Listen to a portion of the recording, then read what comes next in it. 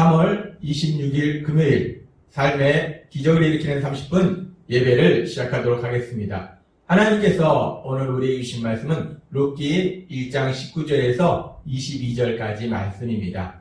이 말씀 제가 봉독하도록 하겠습니다. 이에 그 두 사람이 베들레헴까지 갔더라. 베들레헴에 이를 때에 온 성읍이 그들로 말미암아 떠들며 이르기를 이가 나오미냐 하는지라. 나오미가 그들에게 이르되 나를 나오미라 부르지 말고 나를 마라라 부르라. 이는 전능자가 나를 심히 괴롭게 하셨음이니라. 내가 풍족하게 나갔더니 여호와께서 내게 비어 돌아오게 하셨느니라. 여호와께서 나를 징벌하셨고 전능자가 나를 괴롭게 하셨거늘 너희가 어찌 나를 나오미라 부르느냐 하니라. 나오미가 모압 지방에서 그의 며느리 모압 여인 룻과 함께 돌아왔는데 그들이 보리 추수 시작할 때 베들레헴에 이르렀더라. 아멘. 오늘도 이 시간 하나님께서 우리에게 주시는 말씀을 듣기 전에 잠시 기도하는 시간 갖도록 하겠습니다. 하나님 아버지 감사합니다. 오늘도 저희들을 사랑하셔서 우리를 너무나 사랑하시는 하나님, 그 하나님을 만날 수 있는 예배 자리로 인도하여 주시니 감사합니다. 아버지 하나님, 오늘도 저희를 사랑하신 하나님 말씀하실 때 그 말씀을 통해서 저희를 향하신 하나님의 그 놀라우신 사랑을 다시 한번 깨닫게 하시고 기억하게 하시고 믿게 하셔서 이 험하고 악한 세상을 살아갈 때에 그 하나님의 사랑을 믿는 믿음으로 살아가는 저희가 될 수 있도록 은혜 베풀어 주옵소서. 예수님의 이름으로 감사하며 기도드리옵나이다. 아멘. 지금 오늘 우리가 읽은 말씀은 나오미가 이제 드디어 베들레헴 땅에 도착하는 그 장면에 대한 말씀입니다. 나오미가 베들레헴에 도착할 때 성경은 이렇게 말씀하고 있습니다. 룻기 1장 19절 말씀. 이에 그 두 사람이 베들레헴까지 갔더라. 베들레헴에 이를 때에 온 성읍이 그들로 말미암아 떠들며 이르기를 이가 나오미냐 하는지라. 베들레헴에 이 나오미와 그리고 그의 며느리 룻이 도착했을 때 사람들이 떠들썩합니다. 온 성읍이 떠들썩하다는 거예요. 이 두 사람이 들어갔을 때 이 성읍의 사람들이 이 두 사람을 보고 아주 큰 소란이 일어납니다. 우리는 이 장면을 통해서 이 나오미, 엘리멜렉과 나오미 가정이 베들레헴에서 살고 있을 때 이들이 그저 평범한 가정이 아니라 사람들에게 많은 영향력을 행사할 수 있는 아주 그런 가정이었구나. 많은 사람들이 알고 있는 가정이었구나 라는 것을 알 수 있습니다. 그렇게 베들레헴에서 많은 사람들에게 영향력을 행사할 수 있는 그런 가정인 이 엘리멜렉과 나오미가 베들레헴을 떠날 때도 사람들이 관심이 많았겠지만 그렇게 영향력이 있는 가정이기 때문에 또한 그 나오미가 돌아올 때 사람들에게 큰 관심을 받게 됩니다. 그런데 이 나오미가 남편 엘리멜렉과 함께 베들레헴을 떠날 때는 룻기 1장 21절의 말씀처럼 정말 풍족하게 나갔어요. 물질도 재난도 많이 가지고 나왔을 것입니다. 또한 남편도 있죠. 장성한 두 아들도 있죠. 든든하게 나갔습니다.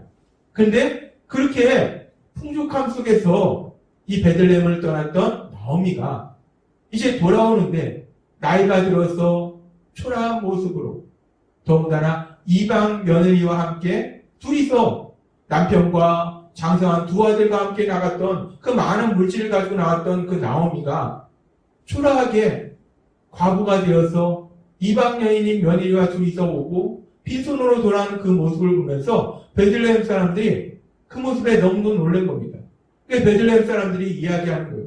아니, 이 사람이 나오미가 맞아? 아니, 그렇게 풍성하게 풍족함 속에서 살던 그 나오미가 맞아? 근데 이렇게 초라하고 비참한 모습으로 돌아오는 사람이 이 사람이 정말 나오미가 맞는 거야?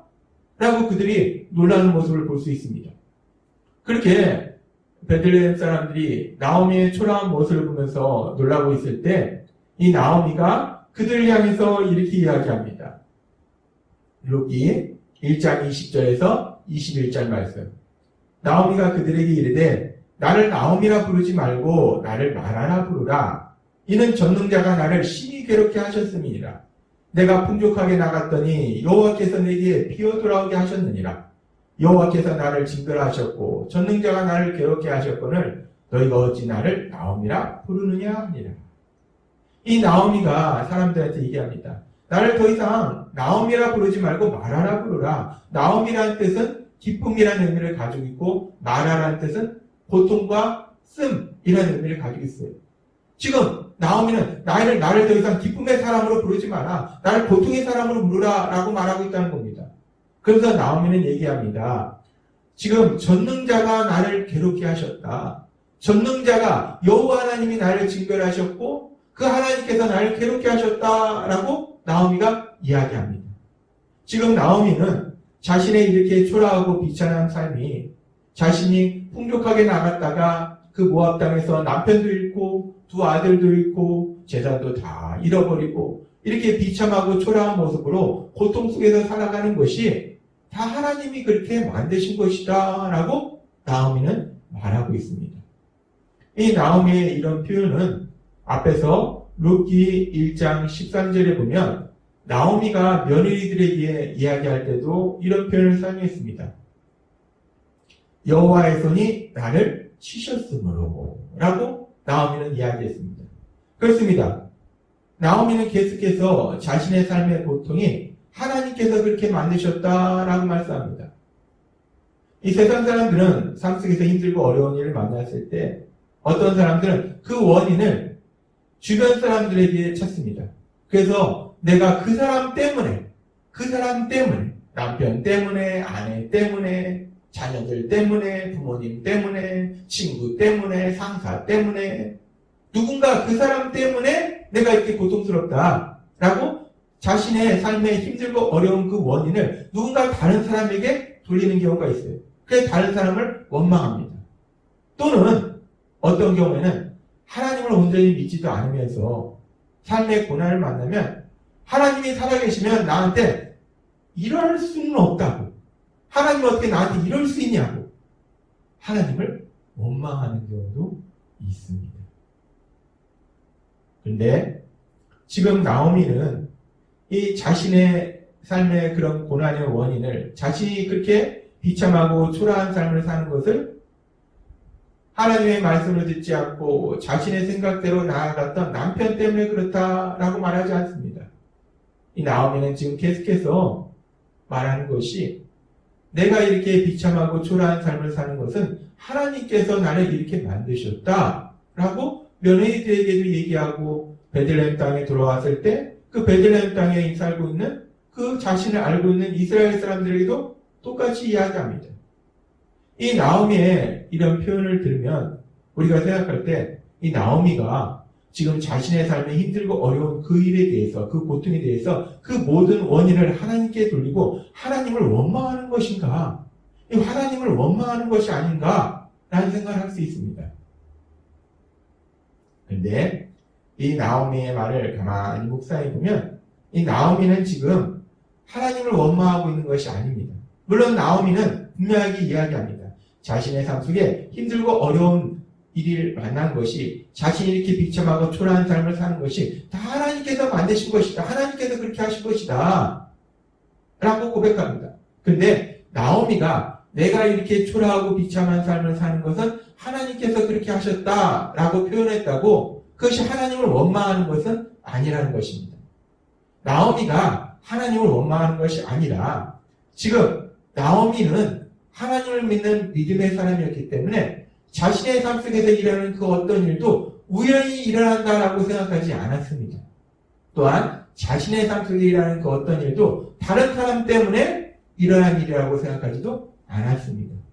나오미는 하나님을 믿는 사람이었기 때문에 하나님이 세상을 만드셨고 하나님이 세상을 다스리고 계시기 때문에 자신의 삶 속에 일어나는 그 어떤 일도 그 일이 기쁜 일뿐만 아니라 그 일이 힘들고 어려운 일, 고통스러운 일조차도 그 모든 것이 하나님의 그 선하신 뜻에 의해서 이루어지고 있는 것이다 라는 것을 믿었다는 것입니다. 그래서 나오미는 내가 이렇게 고통스러운 삶을 사는 것도 하나님의 뜻 안에서 이루어지는 것이다 라고 지금 고백하고 있다는 것입니다.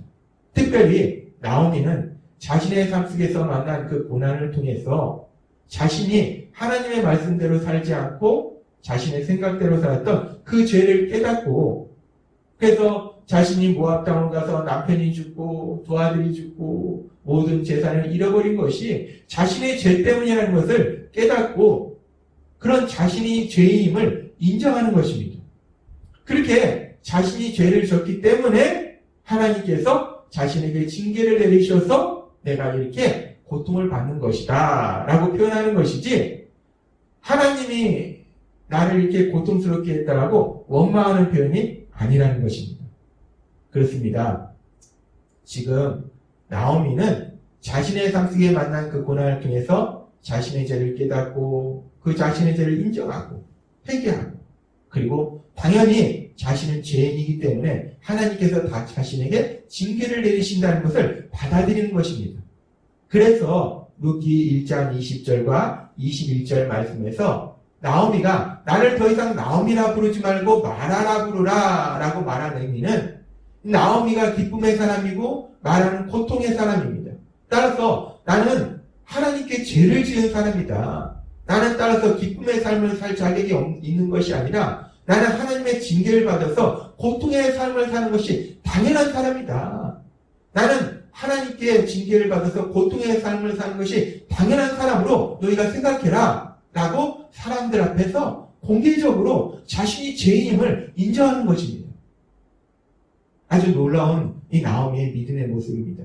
나오미는 자신이 죄인임을, 그래서 그 죄를 하나님 앞에 회개할 뿐만 아니라 많은 사람들 앞에서 나는 죄졌기 때문에 이렇게 고통을 받을 수밖에 없는 사람이야. 난 당연히 고통받을 수밖에 없는 죄인이다. 난 이런 죄인입니다. 라고 사람들 앞에 고백하는 거예요. 얼마나 귀한 믿음의 모습입니까? 사람이 죄를 졌을 때 하나님 앞에 회개하는 것도 중요하지만 사람들 앞에 나는 정말 하나님 앞에 이렇게 죄를 졌다라고 고백하는 그 모습도 너무나 귀해요. 이 나오미는 참으로 귀한 믿음의 삶을 살고 있었습니다. 우리가 이 나오미의 모습을 보면서 나오미의 믿음이 얼마나 귀한지를 우리가 볼 수 있고, 또 그렇게 나오미가 자신의 삶 속에서 만난 고난을 통해서 자신의 죄를 깨닫고 그 죄를 하나님 앞에 회개할 뿐만 아니라 많은 사람들 앞에서 나는 죄인입니다. 하나님 앞에 죄를 지은 죄입니다. 라고 고백하는 그 나오미를 하나님께서는 사랑하십니다. 불쌍히 여기십니다. 그래서 그 나오미를 정죄하거나 질책하시는 것이 아니라 그 나오미를 위해서 놀라운 은혜를 예비해 주셨습니다. 그 놀라운 은혜의 시작에 대해서 룻기 1장 22절은 이렇게 말씀합니다. 나오미가 모압 지방에서 그의 며느리 모압 여인 룻과 함께 돌아왔는데 그들이 보리 추수 시작할 때에 베들레헴에 이르렀더라. 이 나오미와 룻이 베들레헴 땅에 도착했을 때가 보리 추수가 시작할 때입니다. 풍성한 수확을 거두는 시기예요. 사람들이 풍성한 수확을 거두면 그 마음이 너그러워집니다. 여유로워져요. 지금 나오미와 룻은 남편을 잃고 모든 재산도 잃어버리고 빈손으로 지금 베들레헴 땅에 돌아왔기 때문에 그들이 먹고 살 길이 깜깜합니다. 그런데 지금 하나님께서는 그들이 보리 추수할 그때에 베들레헴에 도착하게 하셔서 이 베들레헴 사람들의 마음이 너그럽고 또 양식이 풍성하기 때문에 그들이 굶어 죽지 않도록 세심하게 배려하신 것을 볼 수 있다는 것입니다. 그렇습니다.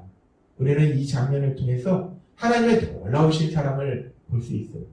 비록 죄를 졌지만 그 죄를 회개하고 하나님께로 돌아오는 그 하나님의 사랑을 위해서 하나님께서 세심하게 놀라운 은혜를 예비하셨음을 우리는 볼 수 있습니다.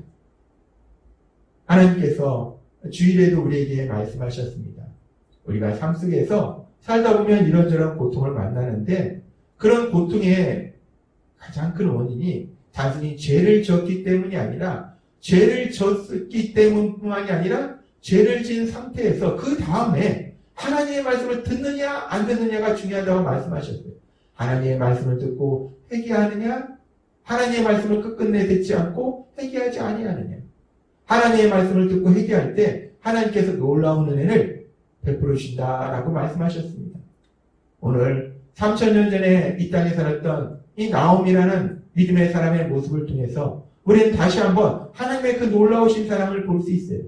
비록 어리석고 미련해서 죄를 졌지만 그 죄를 깨닫고 인정하고 회개하고 하나님께로 돌아올 때 그런 죄인인 나오미를 스스로도 나는 죄인이다. 난 고통 속에서 살 수밖에 없는 죄인이야. 난 하나님의 징계를 받을 수 없는 밖에 없는 그런 죄인이야 라고 인정하는 그 나오미를 하나님은 질책하지 아니하시고 정죄하지 아니하시고 그런 나오미를 위해서 하나님께서 놀라운 은혜를 예비해 주셨다는 것입니다. 그렇습니다. 우리가 믿는 하나님은 그렇게 사랑이 풍성하신 하나님이시라는 거예요. 우리가 연약해서 예수님을 믿지만 때로는 죄를 지을 수 있지만 우리가 성령님의 인도하심에 따라서 그 죄를 깨닫고 인정하고 회개할 때 그런 우리를 질책하거나 정죄하지 아니하시고 오히려 그런 우리를 위해서 우리가 생각하지도 못한 놀라운 은혜를 예비하고 계심을 믿습니다. 우리 하나님의 그 놀라우신 사랑을 믿을 때 우리가 세상을 담대하게 살아갈 수 있다는 거예요. 오늘도 하나님께서 주신 말씀을 통해서 나오미를 향한 하나님의 놀라우신 사랑, 죄인을 향한 하나님의 놀라우신 사랑을 우리가 믿음으로 인해서 우리가 이 땅 살아갈 때 어떤 일을 만나든지 어떤 사람을 만나든지 담대하고 신나게 이 세상을 살아가시는 여러분이 되시길 주님의 이름으로 축원합니다. 기도하겠습니다. 하나님 아버지 감사합니다. 오늘도 말씀을 통해서 어리석고 미련했던 그 나오미를 정죄하거나 질책하지 아니하시고 회개하고 하나님께로 돌아올 때 그 나오미를 위해서 놀라운 은혜를 예비하신 그 하나님, 그 하나님이 이 자리에 있는 저희들을 사랑하시고 저희의 연약함을 아시기에 저희가 비록 세상을 살면서 죄를 지었을지라도 우리가 회개하고 하나님께로 돌아올 때 우리가 생각하지 못한 놀라운 은혜를 예비하고 계심을 믿습니다. 그 하나님의 놀라우신 사랑을 믿음으로 인해서 우리가 세상을 담대하고 신나게 살아갈 수 있도록 은혜 베풀어 주옵소서. 예수님의 이름으로 감사하며 기도드렸나이다. 아멘.